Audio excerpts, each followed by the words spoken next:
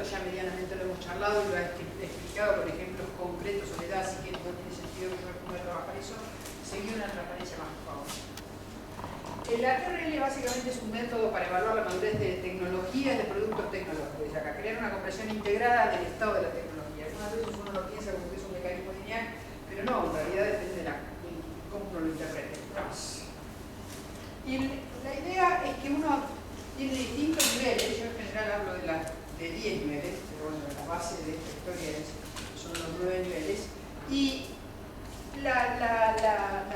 el objetivo de esto, que seguramente ustedes ya conocen esta escalera, pero es que hay un largo camino desde lo que es una idea o inclusive desde una investigación básica hasta llegar con un desarrollo concreto del mercado. Entonces, esta historia de la TRL dice que hay un primer estadio que corresponde a los principios básicos observados, después lo que tiene que ver con el concepto tecnológico formulado, la prueba de concepto experimental, la tecnología aplicada en el laboratorio, la tecnología validada en un entorno relevante, la demostrada en un entorno relevante, la demostración del prototipo en un entorno operativo, un sistema completo, listo y certificado, y un sistema probado cuasi en fabricación competitiva.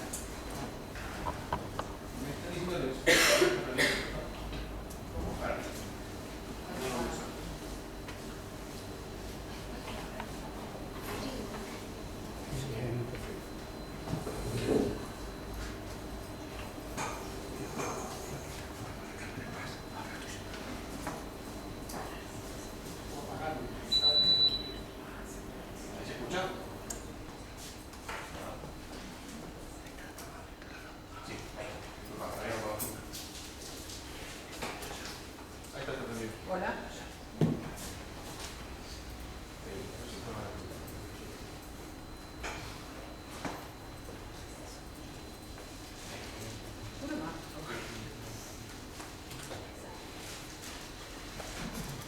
Si quieren, esta cosa tiene origen en Estados Unidos, las misiones espaciales, la idea de preguntar desde cuándo, por qué, quiénes trabajan, etcétera, etcétera. Una más.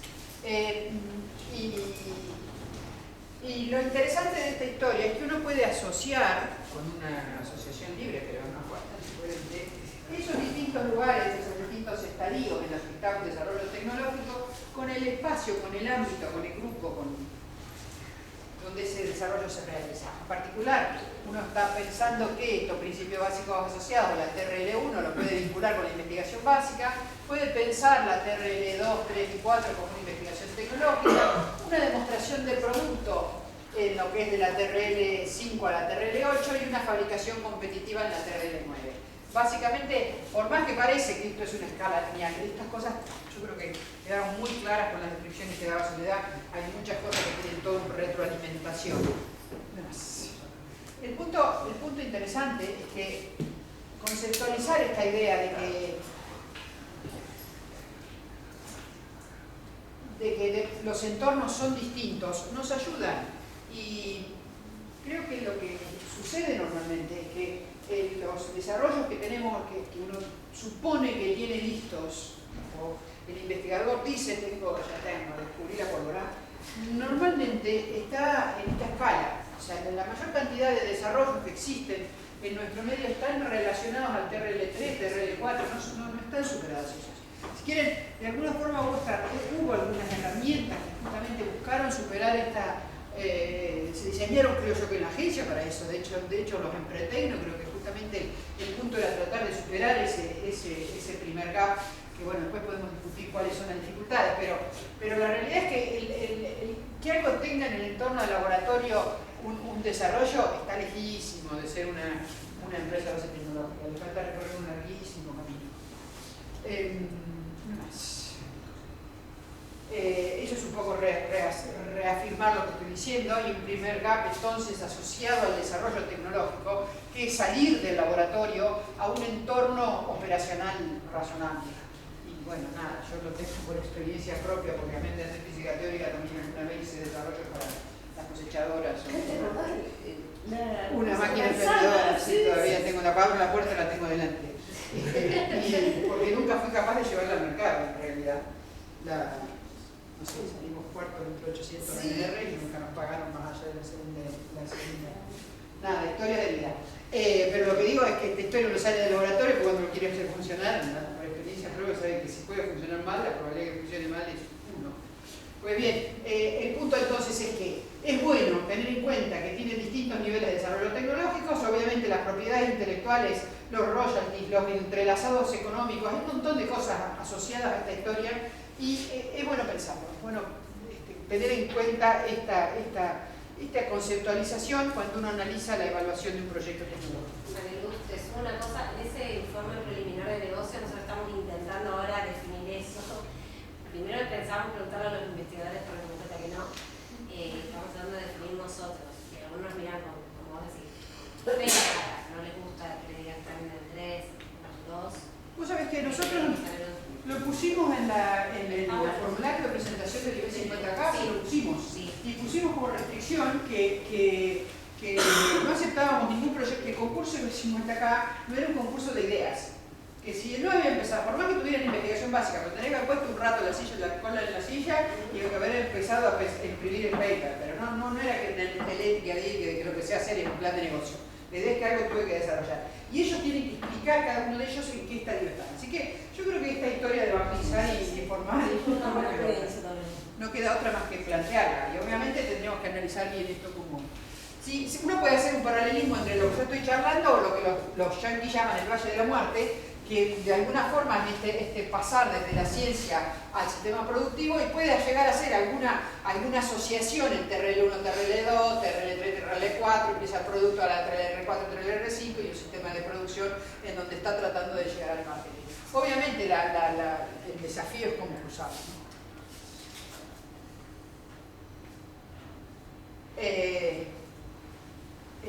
Si quieren, estos son un poco esta historia de la evangelización, hasta que uno podría agregarle cosas a la TRL como metodología, que no es un proceso lineal, por tercera vez lo repito, que debería ser un 2D, en el sentido que no solamente tiene que ver el espacio, tiene que ver los tiempos, la realimentación de los tiempos.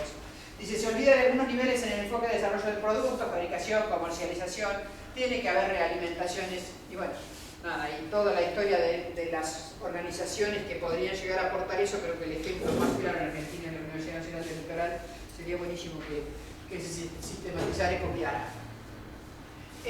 Cómo pasar desde la academia hasta la industria, hay distintos caminos, hay distintas organizaciones de investigación y transferencia, pero el punto es que hay todo un trabajo asociado a esto de pasar de una investigación a un producto de mercado. Es interesante también que uno puede pensar que esa cosa que está planteada como una conceptualización técnica, también la puede asociar con las distintas formas de financiamiento, que es un poco, por lo cual me parece muy bueno este ejemplo que están dando, es como demuestran que a partir de un ejemplo de financiar capital de semilla con criterios acordes a las necesidades locales del desarrollo, que creo que es el mayor desafío. O sea, una cosa es buscar desarrollar proyectos semilla con una lata pensada para una idiosincrasia, un tiempo de desarrollo y objetivos o desafíos de rendición de proyectos y con condicionantes fijados no sé, en otro mundo, en otro planteo, y que hacer un desarrollo de capital semilla acorde a las necesidades que tiene la universidad para su carácter. Me parece que es una belleza escuchar eso que existe. Pues bien, me volví para atrás. En esta cosa uno dice, teniendo la parte de las primeras TRL, la investigación básica, los laboratorios, los distintos institutos que hay hay ejemplos del mundo como para copiarse. Creo que está bueno que nosotros tengamos acá la Universidad Litoral como para decir, bueno, copiamos, como para ir mirando los distintos centros. En algunos casos ni siquiera es un mismo organismo el que logra generar y pasar cada una de esas cosas. Ahora sí. Esto, nada, es simplemente esta historia de los distintos financiamientos, que creo que son los desafíos, las 3 Fs de los tontos, las familias y los amigos. Y si quieren, este es la problemática complicada. A mí me parece que en Argentina es no menor el tema de los financiamientos, de dónde salen los financiamientos. Me parece que es interesante esto que se está generando actualmente, lo veo casi como histórico, a partir de la ley del emprendedor acreedores y está todavía sin reglamentar la ley de economía del conocimiento. Pero una cosa que me sorprende, básicamente a partir de estas discusiones, diversamente acá, que es lo que he testeado con eso, es que se han generado tantos espacios de coworking con financiamiento privado, cosa que no existían, y se han generado fondos. Arcor ha generado un fondo, YPF ha generado un fondo, hay alguno de los BIO que ha generado un fondo, o sea, yo no los conozco todos, y las aceleradoras como... Está bien, pero lo que digo es que por un lado están las aceleradoras, por otro lado está interesante esta historia de que desde el área de producción digan te pongo plata por traccionar aceleradores. El tema de las aceleradoras es toda una discusión interesante, la iba a poner ahí, pero calculo que la voy a pasar muy rápido.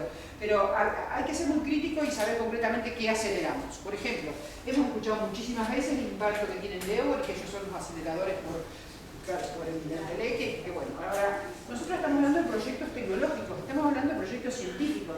Yo muchas veces los hago, porque digo, si usted acelera, tiene una manzana coloradita lista en el manzano, cortan el cabito y se comen esto. Y los proyectos de los que estamos discutiendo nosotros, estamos hablando de sembrar la semilla de manzana. Y dependiendo de si esta semilla es de un proyecto soft, o sea, de un proyecto de otras características, este es un manzano o es un trigo, con lo cual estamos hablando de tiempos de conceptualizaciones diferentes.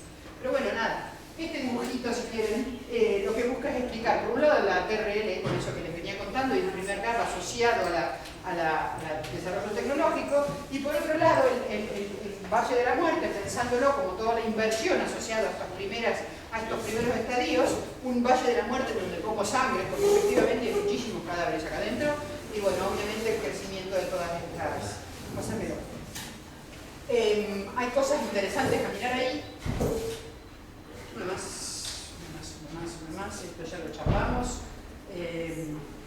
Hay distintos tiempos con los ciclos de financiamiento acá, y si uno mira, yo creo que esto vuelta otra vez. Es bueno que se analicen y se sistematicen y que vengan los que están, convocar a los tipos que están trabajando con estos unicornios en Argentina, que nos expliquen cómo hicieron eso. Porque los tipos han aprendido a pasar el Valle de la Muerte, que obviamente en los proyectos SOP son distintos, y le hablan de la ronda primera, de la segunda, de la tercera, de las N rondas que están ahí, lo tienen sistematizado, lo trabajan día a día. Y nosotros no estamos usando esas técnicas. Sería interesante cruzarnos con esas cosas, convocarlos. Sería buenísimo que desde el CIN, creo que el desafío es poner juntos a los distintos actores.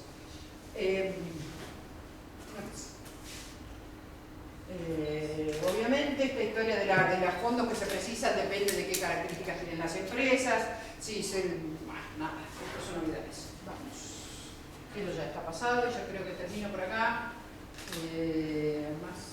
Más. Esto es un poco lo que ya se planteó, como de los distintos financiamientos. Fíjense que el capital semilla, que es de la que están explicando, acaba de explicar la Universidad del Litoral, todavía falta un montón de tiempo para crecer, y el desafío es cómo hacer para crecer eso, cómo entrelazar, cómo juntar actores para que desde este estadio, que en el caso de las empresas de base tecnológica tienen una pendiente negativa muy grande, con la cual hay un montón de cosas que plantear, esto se logre superar.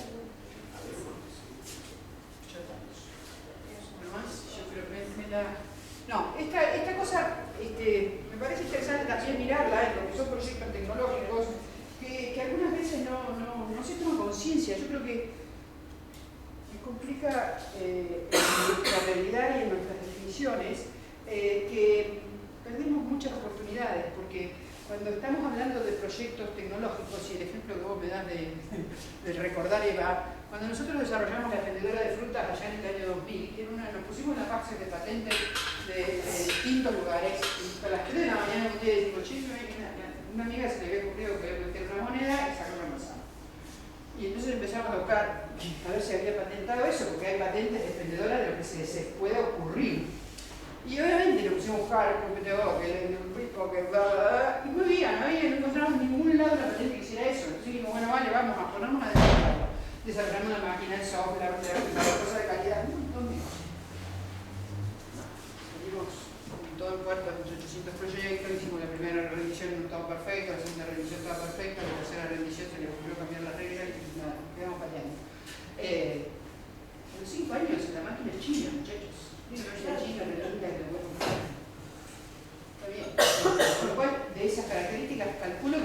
dar muchas, porque las oportunidades de negocios acá hay las Access. Este grafiquito, lo que me parece interesante de mirar es que normalmente cuando uno tiene un proyecto tecnológico, si lo pensamos con el laboratorio, con los que recién empiezan, hay solamente un pequeñísimo grupo de personas que son los primeros adoptantes, ¿sí? Y después este ciclo de proyectos, que se quiere ver el ciclo de vida del producto, que era lo que estaba planteado como promesa para analizar. Un poco hasta ahora miramos el ciclo tecnológico. Ahora, una vez que el proyecto está desarrollado, tenemos todo un proceso para convencer a los demás de un producto que no existe en el mercado, que vale la pena. Estos son los adaptadores iniciales. Ahora, para saltar este otro valle, que es de pasar de los primeros, no sé, del 20%, que hay unos poquitos que quieren comprar esto, a poder llegar a tener un producto en funcionamiento, en crecimiento, en un mercado más grande, etcétera, etcétera, hay otro valle. Y si llegaste tarde a ese valle, podés ser boleta. Si no lograste llegar a eso.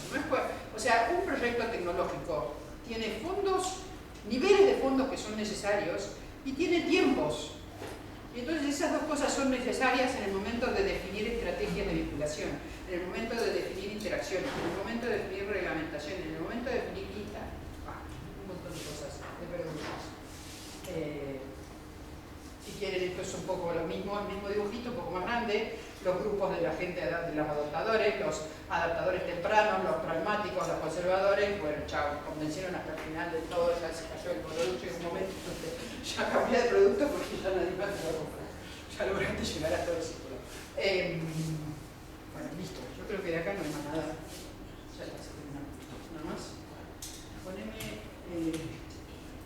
¿Qué ves? Hay tiempo. No sé si hay alguna pregunta, si hay alguna cosa que les gustaría discutir hasta ahí, si 2.1 me parece que no lo voy a hacer. Anda ahí, user ahí. A ver, el 2.1, pero la verdad es que de eso no voy a hacer nada.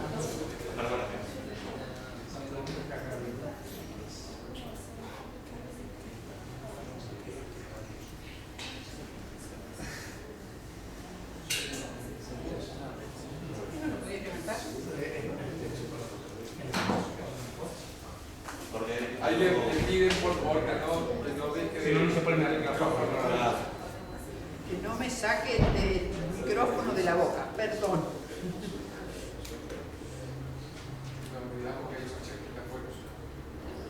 El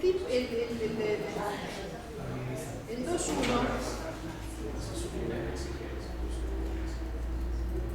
no, el 2.1 simplemente se los cuento, porque en algún lado hablaba de las caracterizaciones de la empresa de base tecnológica, qué sé yo. Nada, me parece que simplemente conceptualizar de que obviamente las empresas de base tecnológica pueden surgir de cualquier lado, las habíamos vinculado con el precio, pero eso no. Con el dibujito, pero nada, no creo que agregue nada. Seguí esta que es una tabla. Hay una tabla, hay una anterior. Esto simplemente en algún lado hablaba de contar las características de los distintos desarrollos y obviamente que hay spin-off académicos, corporativos, independientes, algunos son disruptivos, otros son mejores considerables, otros tienen un nivel bajo de riesgo. Siempre me acuerdo, hace unos años, bastantes, que fuimos a una reunión que había en Canadá y entonces los tipos nos mostraban las decisiones que tomaban las universidades canadienses respecto de la licencia de patentes, o qué era lo que realmente ponían. Y obviamente si estaban en una tecnología disruptiva, tenían un determinado comportamiento. Si las mejoras eran considerables, si eran un nivel bajo, medio, se lo venían a contar a los latinoamericanos. Pero claro, eso es todo entre paréntesis. Digo, de acuerdo a las características que tienen los distintos productos, uno puede tomar distintas definiciones, pero esto no nos agrega ni nos quita nada, así que sacátelo de ahí.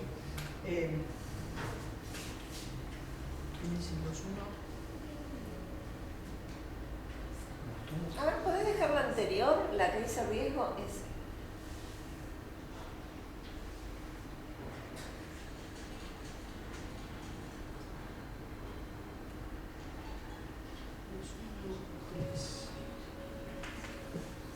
Bien, ¿qué viste ahí? Ah, fuentes de riesgo, bueno, es eso.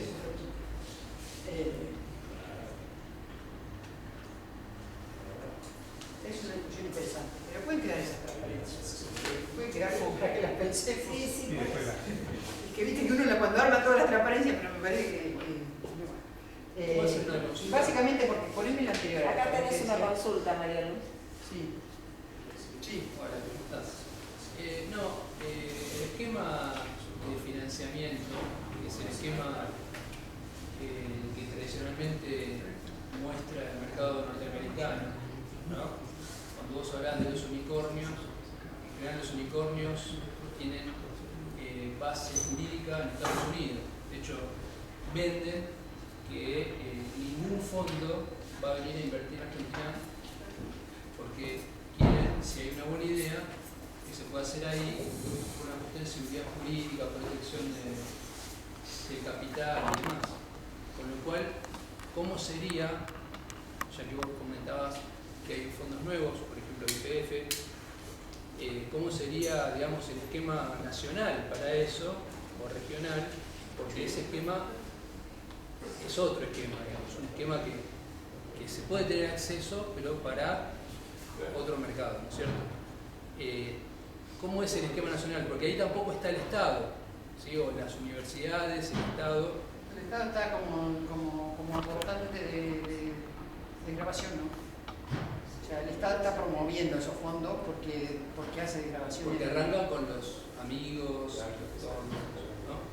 En el esquema que viene importado, por ejemplo. ¿Cómo sería? No, los amigos, los fondos sí es el esquema nuestro. O sea, yo cuando quise hacer el indicador de pérdida de grano, empecé a ver que me ponía plata y era mexicano. Eso es genérico. El tema de lo que vos estás planteando, de cómo es el marco legal en Argentina para las inversiones asociadas a los fondos de IPF, es el marco legal argentino, no está. Sí. Sí.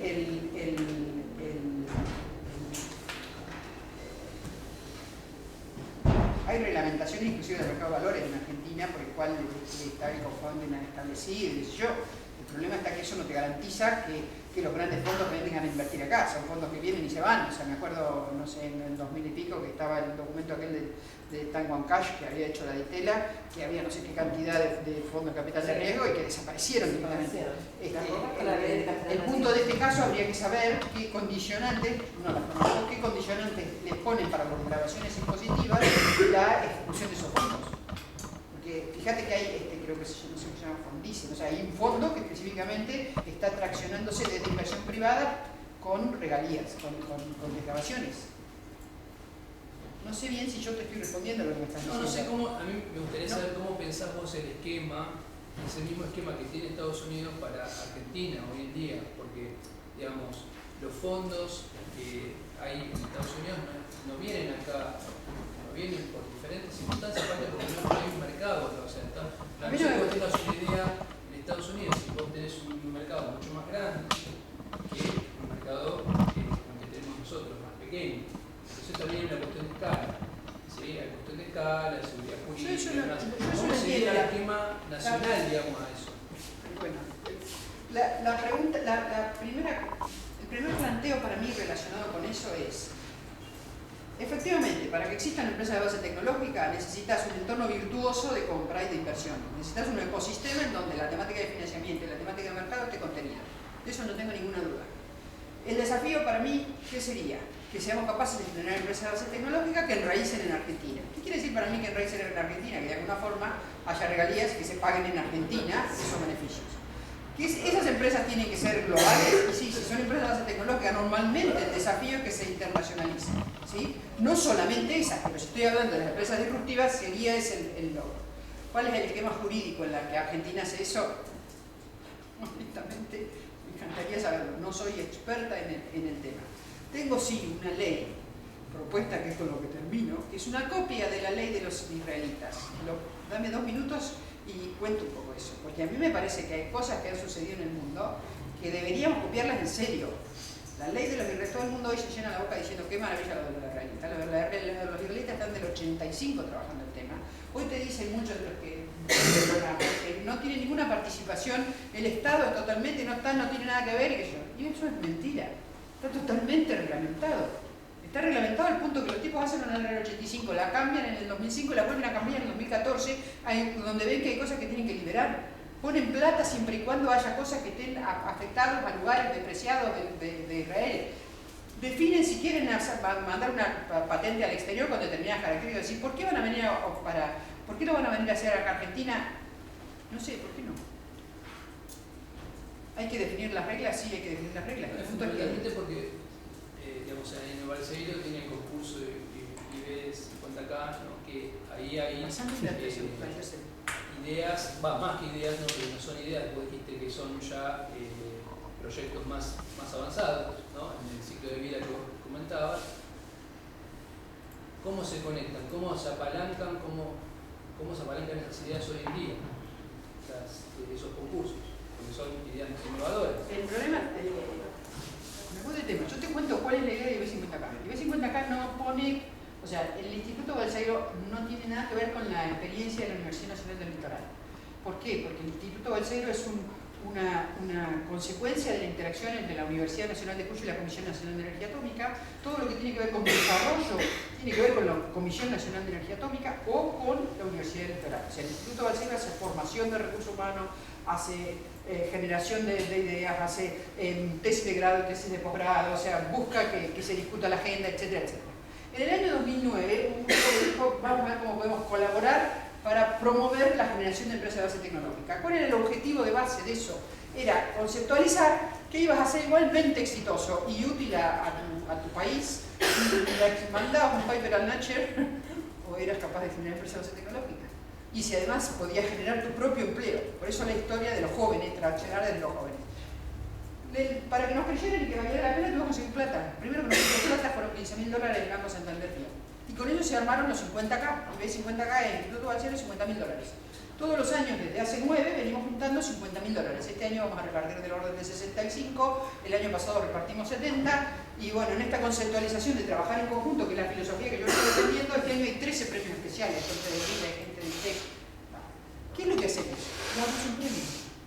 Solamente decimos, vale la pena que se presente, buscamos que haya mentoreo, pero después, si querés por eso es una preocupación acá de tratar de ver cómo hacer para conceptualizar, porque estás induciendo a los jóvenes a que vale la pena invertir en empresas de base tecnológica y sabés que los largás en medio de los locos. O sea, los largás al Valle de la Muerte. Te vas a encontrar con un montón de cadáveres. Y entonces, por eso seguimos conceptualizando, juntando, tratando de ver cómo hacer para formar, si hay que escribir una ley, si hay que conceptualizar al otro, si hay que atarlo distinto. El jurado del IB50K está formado por empresarios, alguien del representante del sector de los bancos y un representante, no, una persona de las universidades. Hay un sitio que es de las universidades, hay 3. ¿Para qué hacemos eso? Y para que se enamoren de los pibes y los sustenten. Pero desde la formalidad, que lo que vos me estás pidiendo, o sea, los chicos le pagamos el premio, chao, días que ganan y chao. No tenemos más, o sea, ni siquiera le pedimos una rendición de la plata. O sea, para nosotros es un premio. O sea que de esos ganadores desde todos esos años no hay antecedente de creación de empresa de base tecnológica. Yo no dije eso. No te pregunto. El año pasado, cuando se presentó el IB50K en la Casa Rosada, teníamos 32, 35 premiados, y había vivo 24. Obviamente no teníamos ni gacelas ni unicornios. Creo que la empresa más grande es la de NERJ, la de los chicos que hacen los procesos estos de calefactores solares, ¿sí? Después están estos chicos ¿cómo te dije? Un montón, 24, 35 es un porcentaje Están vivos, pero todavía no está, sí, pero la siguen remando porque hay proyectos que siguen desarrollándolos. Hay algunos que ya sabemos que se cayeron, hubo un desarrollo de nano asociado a glifosato que se cayó, de moléculas de glifosato que se cayó, pero justamente esa persona que fue el primer IB50K es gerente de CITES hoy en día. Es decir, no generaste proyecto, pero tuvo otro impacto. ¿Sí? Después está el chico de la náutica, que ayer estaba la nota en aerolíneas, que están haciendo desarrollos de encapsulados de agroquímicos. Después están los chicos de Nairobi, que creo que están acelerándose en la Universidad del Litoral, que están trabajando con tablas de surf. Después hay otros chicos, esto que les contaba hoy de MZP, del microviscosímetro. Hay un pibe que está haciendo litografía, nanolitografía, y que está vendiendo equipamiento a Alemania.